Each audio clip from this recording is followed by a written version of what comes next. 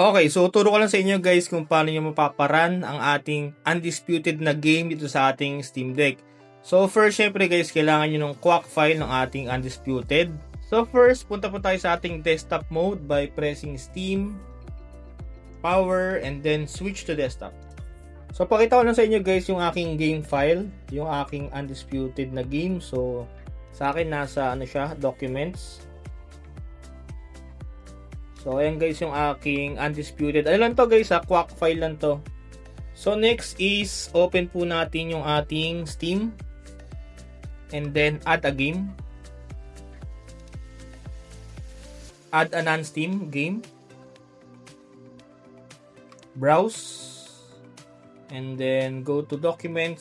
So, sa akin kasi nasa documents yung aking game. Click undisputed na game folder. Tapos, choose natin guys itong undisputed.exe and then add selected programs. Close natin and then return to gaming mode. And then next guys, go to library and then non-Steam. So ito na guys yung aking undisputed na game. Press option, properties, compatibility, change to Proton 10. And then try natin guys i-run yung ating undisputed.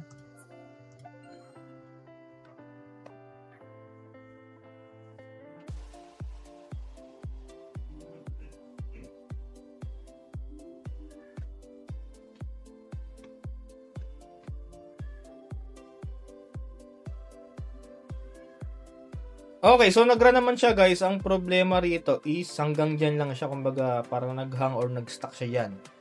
Next guys, meron po tayong kailangan ilagay sa launch option. So click natin yung settings, properties, and then go to shortcut, and then punta po kayo dito sa may launch option. So kailangan nyo po ito ilagay.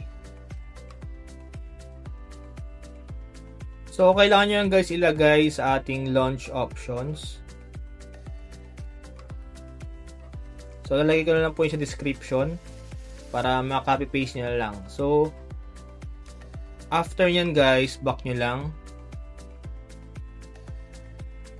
Tapos, try na po natin kung mag-work yung ating undisputed.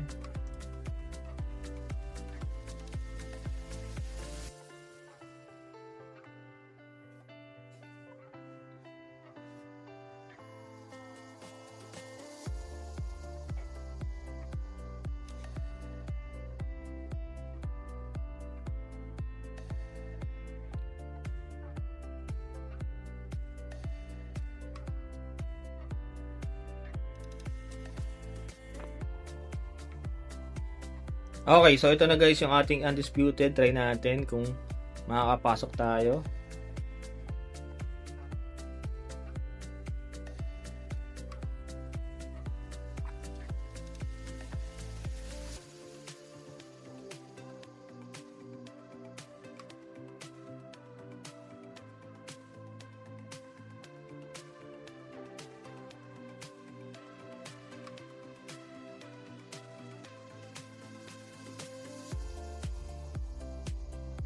Okay, so ito na guys yung ating undisputed, working naman.